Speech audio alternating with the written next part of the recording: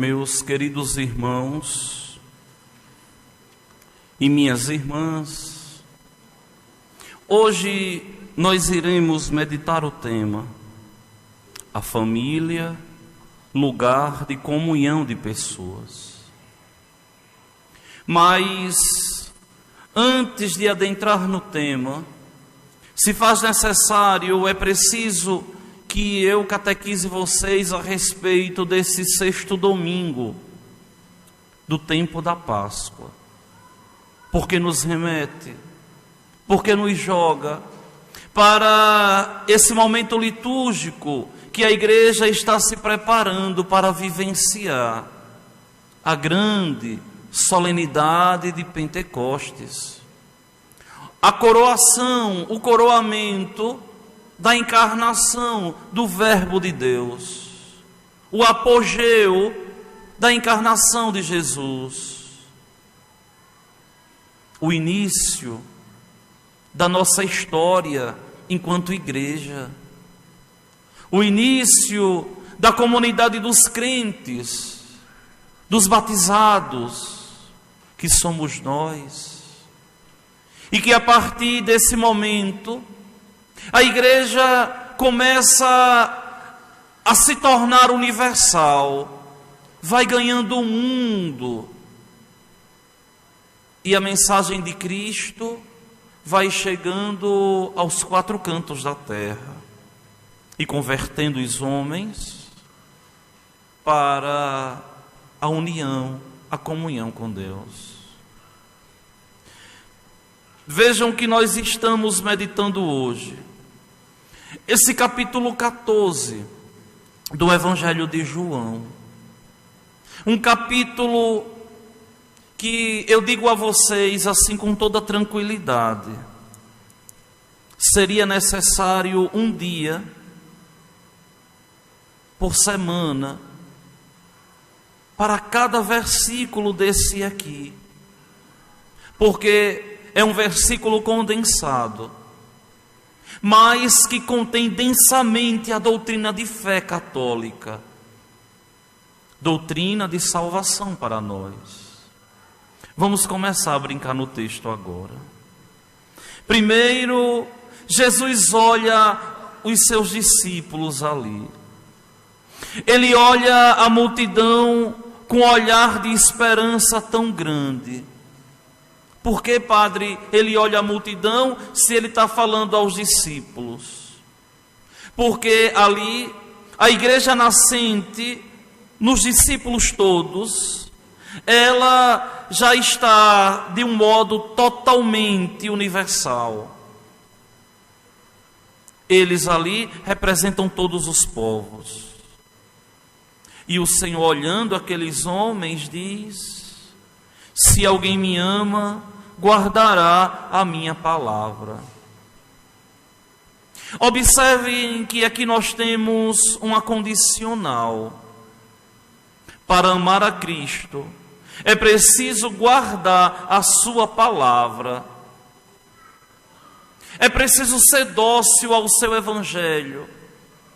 É preciso se esforçar para fazer acontecer na própria vida aquilo que o Senhor, o bom Deus, nos disse, nos falou, nos deixou como caminho ordinário de salvação. Um cristão que diz que ama a Deus e não guarda a palavra de Deus é um mentiroso, é um enganador. Pode até nos enganar o padre, enganar os fiéis, enganar o pastor, enganar as ovelhas. Mas ao sumo e eterno pastor da igreja não tem como enganar. Por esses dias que nós estamos pensando a família, mas eu acho que foi a sequência de pregação nessa paróquia que eu mais recebi comentários, confidências, partilhas e também questionamentos. E muito me alegrou o coração, Porque é bem sabido por todos nós que a família não é um adendo, não é algo periférico, mas que nós somos chamados a sermos cristãos dentro de casa. E eu me alegrava porque eu via que muitas pessoas estão de verdade começando a pensar e repensar a sua família, para que, fazendo a vontade de Deus, sejam felizes e assim alcancem o céu. Vejam que amar a Deus é observar, é cumprir, é guardar o que Ele nos deixou. E o que Ele nos deixou para nós na igreja é norma de fé. O que Ele nos deixou para nós é algo precioso. Mesmo que nós, com a nossa pequenez, com as nossas limitações, não consigamos responder ainda à altura, à altitude da palavra de Deus. Mas tem que existir pelo menos um esforço mínimo da nossa parte. Tem que existir pelo menos um esforço mínimo de querer crescer e fazer acontecer a palavra de Deus no nosso coração.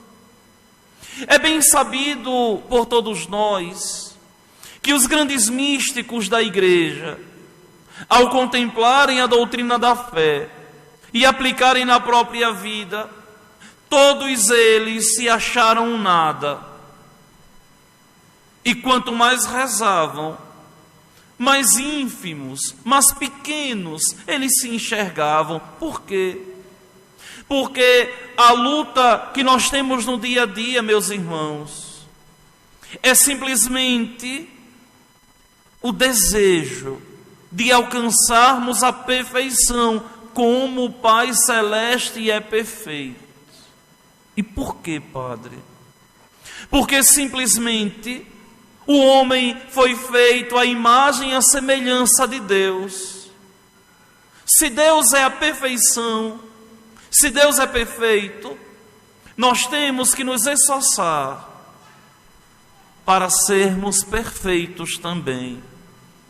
E observarmos que os pecados que nós cometemos, quem sabe alguns deles que nós carregamos,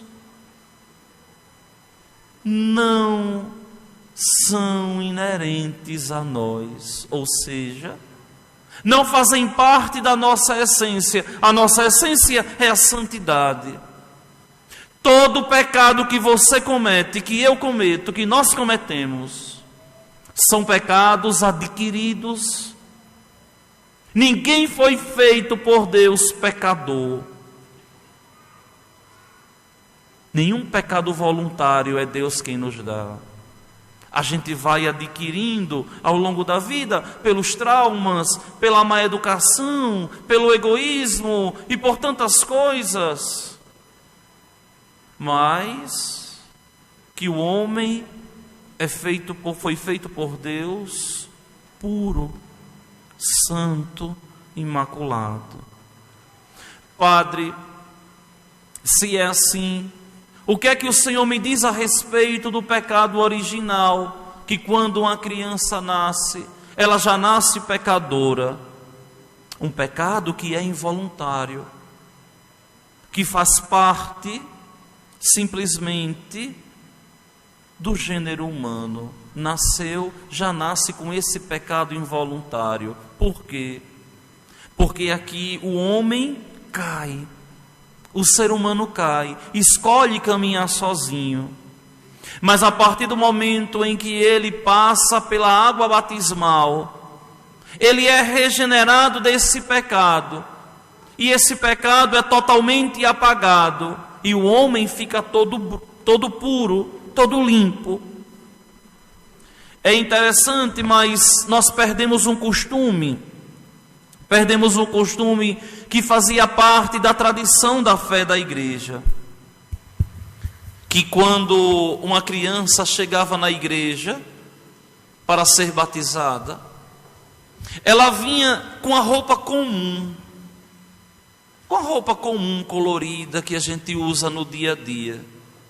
E depois que ela era batizada ali, os pais saíam para um vestuário e vestiam a criança toda de branco ali, simbolizando uma vida nova, a pureza que a partir daquele momento ela recebia de Deus. Isso se perdeu. A criança já vem toda arrumada de casa, mas a simbologia anterior era muito mais bonita. Embora, para simplificar, porque é impressionante, mas a gente quer simplificar tudo, se perde o sentido. Por que o branco, padre? Porque o branco simboliza pureza. Lembrem o que eu falava para vocês por esses dias da noiva entrando na igreja. Pureza, santidade. A mesma coisa uma criança sendo batizada na igreja de Deus. Então vejam, quem ama a Deus busca se esforçar para guardar a palavra de Deus. Só que é interessante aqui, e me apetece tanto esse texto de João, porque João, ele coloca de um modo tão pleno aquilo que Jesus diz. Se você ama a Deus, guarda a palavra de Deus, o Pai o amará, e nós viremos e faremos nele a nossa morada. Ou seja, para Deus habitar em nós, é preciso observar a palavra de Deus. Quem diz que tem Deus no coração, mas não observa a palavra, não guarda a palavra, é um mentiroso. Muitas vezes eu fico observando as pessoas nas redes sociais. Muitas vezes fazem até declaração de fé, declarações bonitas, mas que é simplesmente uma declaração. Não existe ali, de modo algum, uma entrega, uma procura, uma busca sincera. Meus irmãos, olhem a nossa condição criatural. A nossa vida não é só trabalhar, resolver problemas, ou de um modo mais esdrúxulo, né, como colocam muitas vezes, pagar boletos. Não. O homem não foi feito por Deus para uma vida dessa. Se assim fosse, viver seria uma miséria. O homem foi feito por Deus para algo superior, para de verdade viver a paz no coração e ser feliz.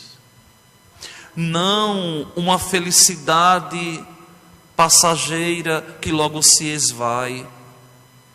Não a felicidade falsa de uma noite de embriaguez e que no outro dia passou. Não. O homem, ao ser criado por Deus, é para que Deus, habitando dentro dele, ele encontre de verdade a razão de ser de Deus, a razão de viver no mundo, e se proponha a aderir todos os dias ao projeto de Deus, para viver eternamente, para se completar plenamente em Deus. Então, observar a palavra, amar a Deus, viver em Deus e Deus viver no homem. Agora vejam o próximo trecho do Evangelho. Mais uma vez, Jesus diz: quem não me ama, não guarda a minha palavra. E aqui nós temos um grande problema. Quando nós vemos as pessoas atacando a igreja,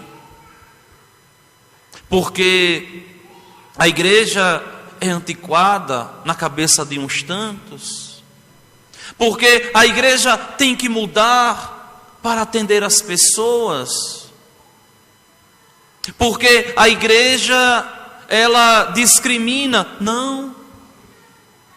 A igreja vai no núcleo do ser humano, no seu germe mais precioso, na finalidade pela qual Deus o fez.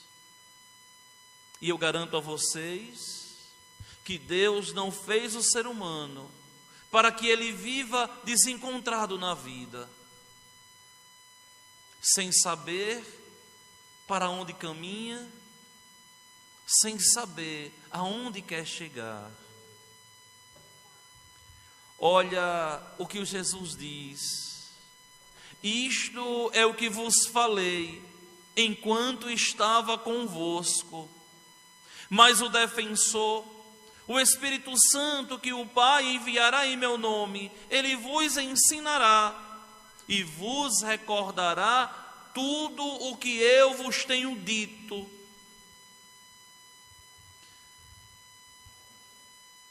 Querem perceber uma coisa interessante? Quem não tem o costume de vir à missa, aí pensa assim: toda missa é igual. Quem tem o costume de vir à missa sabe que toda missa é diferente. O ritual é o mesmo, mas a experiência espiritual, mística, é completamente diferente. Por quê? Porque quem começa a perceber a diferença, começa a entender que não é o homem que age, mas é o Espírito Santo que conduz a igreja. Vejam que vocês estão diante de um sacerdote que não inventa a moda, como eu digo ao meu conselho, não inventa um muganga. A missa é ipsis literis aquilo que está no missal. Está ali, a gente faz. Não está ali, a gente não faz. Por quê? Porque a missa não é propriedade do padre. Eu não posso estar aqui cada domingo, cada quinta-feira, cada sábado pela manhã, inventando uma coisa diferente para atrair vocês. Não. Vocês não têm que vir à igreja atraídos pela novidade que o padre vai inventar aqui. Vocês têm que vir à igreja atraídos pela novidade que é Cristo Jesus. Ele é a novidade da igreja. E é o Espírito Santo que assim vai agindo. E é o Espírito Santo que assim vai nos moldando. E é o Espírito Santo que assim vai nos completando. Por quê? Porque quem age é Deus. É bem sabido por todos nós que nós vivemos em uma época da história em que as pessoas querem o tempo todo inovação, que as pessoas estão o tempo todo em mudança. O diferente atrai. Só que muitos não compreendem que cada vez que estão em busca de mudanças, vão se afastando do próprio Senhor, vão se afastando de Cristo. o defensor, o Espírito Santo que o Pai enviará em meu nome, ele vos ensinará tudo. Minha gente, o padre aqui no ambão, o ministro da palavra aqui no ambão, o diácono aqui no ambão, todos nós somos simplesmente instrumentos.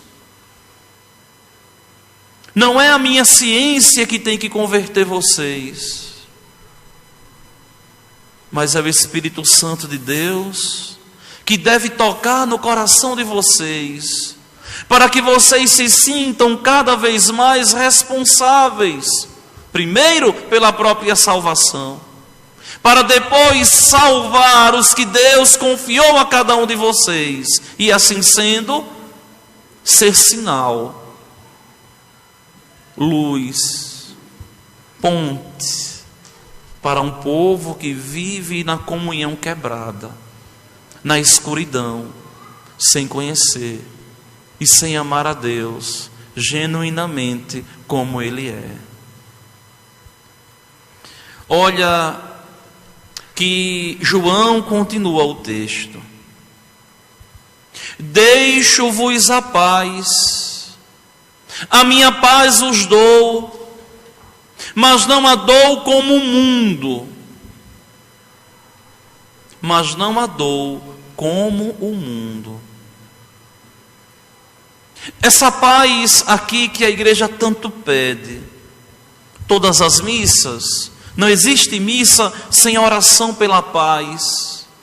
Quando a gente diz isso aqui, Senhor Jesus Cristo, dissestes aos vossos apóstolos, eu vos dou a minha paz, eu vos deixo a minha paz, não olheis os nossos pecados, mas a fé que anima a vossa igreja. Toda missa a gente diz isso aqui. Que paz é essa aqui, meus irmãos? Não é a paz social, que é a ausência de violência e de guerra, não. Aqui é a paz espiritual, que é a consciência de levar uma vida unida a Deus, de tal modo que nada nem ninguém nos destrói. Você, quando está em Cristo, você pode ter paz, mesmo com os olhos lacrimejando. Você pode estar em paz em Deus, mesmo perdendo uma noite de sono, preocupado com alguma coisa. Você pode viver em paz em Deus, mesmo passando por dificuldades. Essa paz aqui que Cristo nos dá não exime o homem de dificuldades, não.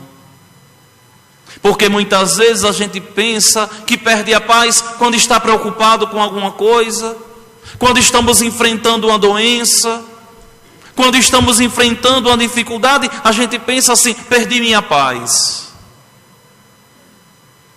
Mas não é nada disso.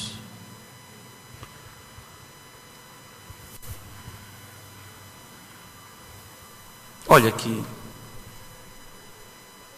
O que é isso? É ausência de paz? Não. É a paz personificada. É o Shalom de Deus encarnado e sofrendo, mas com a consciência de que estava no Pai e o Pai estava nele, e que no final tudo ia se resolver. Essa maturidade espiritual, ela é tão impressionante. Olha, minha gente, por esses dias vocês sabem que eu perdi o meu pai. Em meio àquela agonia, não consegui voo de jeito nenhum. Disse: não posso ficar aqui, vou embora. Entrei no carro, fui embora sozinho. A viagem mais rápida e ao mesmo tempo a viagem mais longa da minha vida. À noite, não costumo dirigir à noite, não gosto. Dirigindo à noite, muitas vezes passava numa cidade e dizia: eu pensei que já tinha passado aqui, depois, hoje eu já estou aqui. a mente voando distante, chorando, com o coração apertado, mas sem perder a paz em momento algum. Não tive condições de fazer as exéquias dele. Um amigo, foi meu pároco, vocês conhecem, Padre Alex, fez as exéquias, mas na hora de abençoar o corpo, ele dizia assim para mim: agora eu acho que é você que tem que fazer. E eu levantava ali, olhando o caixão, aquela cena que vocês me veem fazendo tanto aqui, de frente para o caixão, olhando a cruz. E na hora que eu falava o nome, a minha voz embargava, eu caía nos prantos, no choro, a pior exéquia da minha vida, mas chorando, mas o meu coração em paz.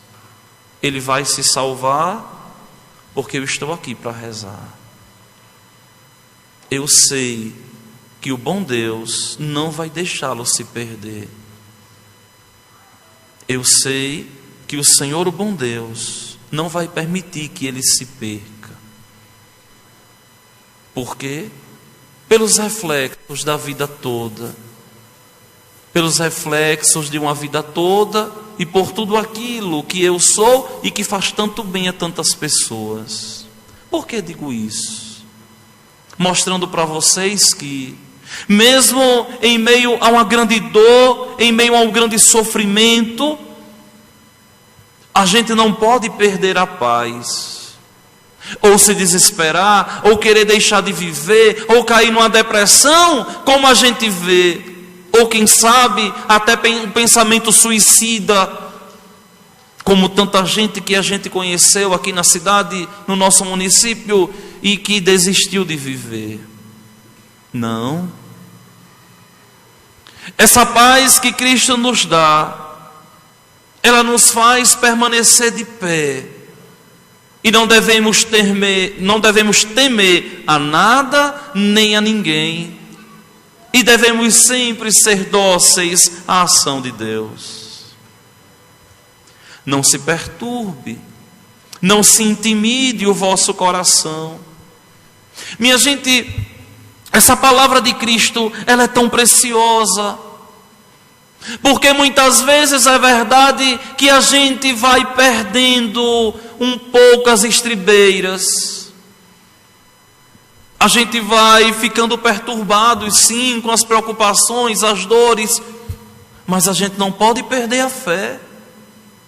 Eu costumo dizer muito assim: a vida é dura, não é fácil viver. Ainda costumo dizer assim: a vida é boa, é maravilhosa, é gostosa, é encantada, para essas crianças aí que ainda não sabem o que é a dureza dela. Mas para nós que já somos adultos, que enxergamos a vida nua e crua, tal como ela é, o que seríamos de nós se não tivéssemos a ação do Espírito Santo de Deus para nos sustentar e nos manter de pé? O que seríamos de nós se não tivéssemos a palavra de Cristo como bálsamo para curar as nossas feridas, como norte para resolver os nossos questionamentos? O que seria de nós? Ouvistes o que eu vos disse, vou, mas voltarei a vós. Olha, vou, ele subiu, mas voltarei a vós como? Meu irmão, se permita Deus voltar ao teu coração todos os domingos. Se permita ser visitado por Deus ao receber a Eucaristia. Procure o sacerdote, procure o padre, deseje de coração receber a Deus. Permita que Deus adentre os recônditos mais escondidos do teu ser e te faça ser aquela pérola que um dia Ele te criou. Volto a dizer, o homem não foi feito de modo algum para viver claudicando pela vida, sofrendo e sofrendo e sofrendo e se preocupando, não. O homem foi feito por Deus para que, caminhando nele, consiga enfrentar as dores e as dificuldades da vida, sempre confiando em Deus e nunca baixando a cabeça para os problemas que a vida vai nos colocando. Olha, meus irmãos, nós teríamos tantas coisas para falar ainda na liturgia de hoje, mas para a gente associar a tudo isso aquilo que nós falamos e ao tema de hoje, é preciso que essa comunhão que nós recebemos aqui, ela seja refletida dentro das nossas casas, com aqueles que nós amamos. Um cristão não pode nunca ser aquele que divide. E tem gente que é danado para dividir a família. Não. Um cristão é chamado a permanecer em Deus. E permanecendo em Deus, ser uma fonte de comunhão. Vocês já pararam para pensar que tem pessoas que não conseguem nunca viver sem brigar com ninguém? Está o tempo todo escolhendo um alvo. Por quê? Porque existe um espírito dentro que chama o tempo todo para dividir. Deus une, o diabo divide. Daí o próprio nome dele, diabolos em grego, divisor. Aquele que divide os corações, as famílias. Quem muito divide dentro de casa está precisando de Deus. Quem muito divide a família está precisando de Deus. Precisando se converter e entender que a família não é um lugar onde ninguém se entende, não. A família deve ser um lugar onde existe sim as diferenças. É claro que um jovem não vai pensar como uma criança. É claro que um idoso não vai pensar como um jovem. A visão de mundo é completamente diferente. Olha, você mesmo analise a sua vida. Veja como você já mudou. Uma coisa era como você pensava quando era criança. Outra coisa era como pensava enquanto adolescente. E outra coisa é como você pensa agora como adulto. É diferente a visão de mundo. Diferenças sempre vai existir. Ninguém pensa igual a ninguém. A obediência deve sempre reinar. Mas a comunhão deve ser para nós cristãos uma luta constante. Lutar para unir. E não ser de verdade aquele que divide a família que pertence a Deus.